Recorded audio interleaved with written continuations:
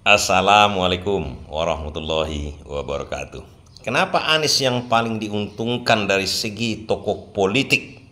Kalau kita lihat dari setelah keputusan MK yang mengabulkan uji materi dari mahasiswa Universitas Islam Negeri dari Jogja. Luar biasa. 4 mahasiswa yang mengajukan setahun yang lalu, sekarang baru dikabulkan oleh MK.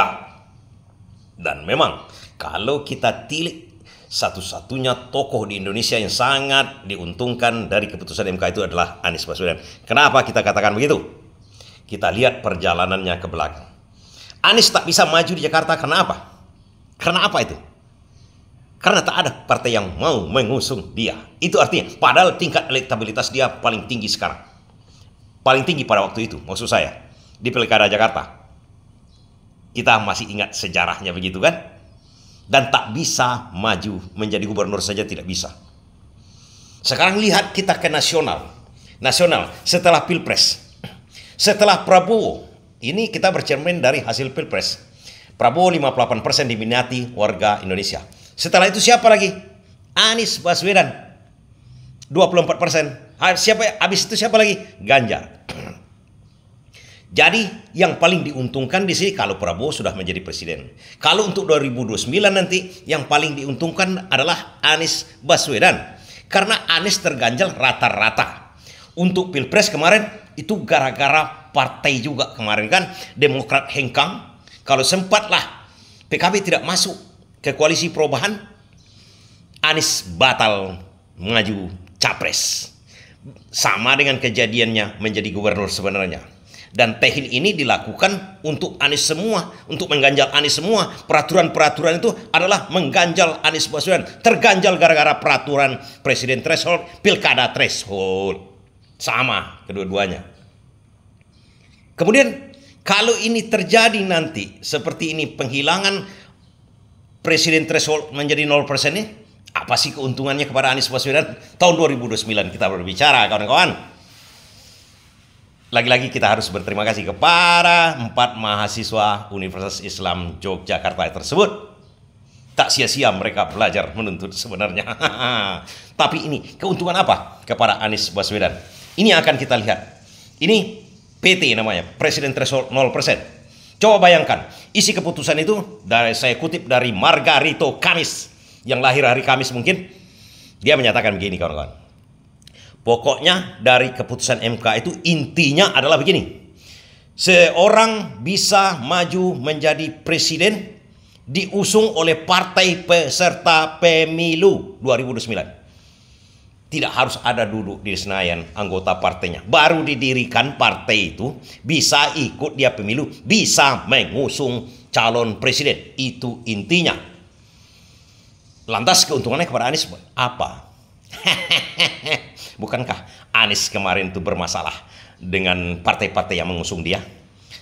Pimpinan ketua umum partai ketakutan mengusung Anies Baswedan, malahan hancur-hancuran mereka. Mereka mengelak dari Anies Baswedan. Padahal rumusnya partai itu mengusung orang yang menang, yang mereka prediksi menang, yang diinginkan oleh rakyat. Konstitusi mengamanatkan kepada partai-partai untuk mengusung orang yang diminati rakyat. Tapi apa yang terjadi? Malahan orang yang paling diminati rakyat, yang paling populer, yang diinginkan rakyat, malahan tak bisa maju. Menjadi pilgub saja tidak bisa maju. Di Pilpres itu adalah bentrokan-bentrokan berdarah-darah, dibuatnya koalisi perubahan yang dimotori oleh Surya Paloh, yang akhirnya berlutut juga akhirnya kan. Masuk juga ke sana. Tak kuat dia mengusung Anies Baswedan ini. Artinya apa lagi? Bisa kita perhatikan nanti menjelang Pilpres 2029 keuntungannya kepada Anies Baswedan. Anies katanya oleh pengamat kalau ingin berkecimpung juga di perpolitikan dia harus bikin partai. Sekarang itu dihabisi oleh keputusan MK itu. Tidak perlu dari sekarang Anies Baswedan membuat partai politik. Cukup menjelang Pilpres 2029 dia bikin partai politik sampai ke daerah-daerah. Kita yang di bagian koalisi perubahan itu nanti bisa mengusung partai yang baru ini, partai yang baru dibuat Anies Baswedan yang sudah lolos misalnya verifikasi ikut peserta pemilu, bisa mengusung Anies Baswedan, bisa mengusung gubernur yang koalisi misalnya. Partai yang dibuat Anies Baswedan ini Partai Perubahan. Misalnya, Partai Perubahan ini ikut pemilu dan bisa mengusung pilkada juga nanti. Di pilkada dia bisa mengusung juga. Karena dia ikut pemilu. Partainya. Pilkada seluruh Indonesia bisa ikut. Apa yang akan terjadi? Mengutip dari kata-kata Rocky Gerung. Mirip paranormal Rocky Gerung filsafat itu. Dia di Australia mengatakan itu, ketakutan dia mengatakan di sini. Anies Baswedan mayoritas dipilih penduduk Indonesia. Tapi Anies tak akan jadi presiden. Itu yang dikatakan sebelum Pilpres kemarin.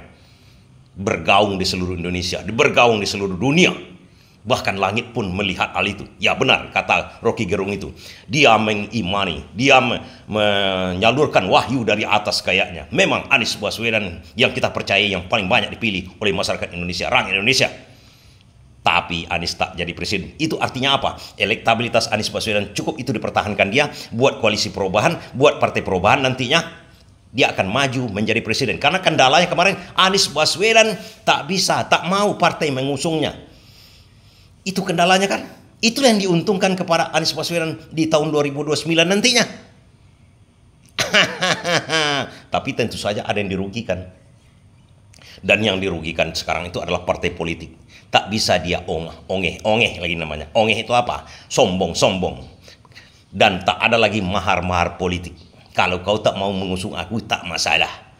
Di pilkada misalnya kan, misalnya saya mau maju menjadi gubernur, misalnya kan, oh tak mau kau mengusung aku akan diusung oleh Partai Perubahan. Bukankah partai yang akan dibikin Anies Baswedan? Bukankah Anies Baswedan ini didukung dengan partisipatif namanya? Partisipatif itu apa? Semuanya berkorban. Bukan bukan bayar-bayar, bukan begitu ceritanya. Tidak seperti partai politik. Kalau mau diusung bayar sekian dulu, ambil perahu. Tidak. Ini kalau Partai Perubahan ini, Partai Anies Baswedan ini, dia akan mencari orang-orang yang betul-betul seide dengan dia, itu yang akan diusung. Itu sebenarnya keuntungan. Tapi yang saya tekankan sekali lagi, keuntungan terbesar kepada dengan lahirnya keputusan MK yang sekarang ini, presiden threshold 0% ini, jelas-jelas satu pribadi, Anies Baswedan dan koalisi perubahannya. 2029 kalau tak ada aral melintang, ini akan menjadi sejarah baru. Coba bayangkan, presidennya dari Partai Perubahan Anies Baswedan, kemudian gubernurnya di daerah seluruhnya dan bupati dan wali kota seluruhnya dari koalisi perubahan.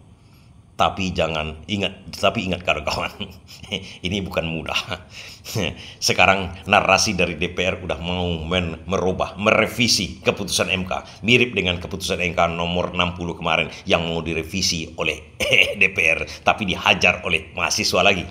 Nah, kalau ini sempat direvisi, bisa-bisa gedung DPR MPR itu dikepung mahasiswa seperti tahun 98 lagi.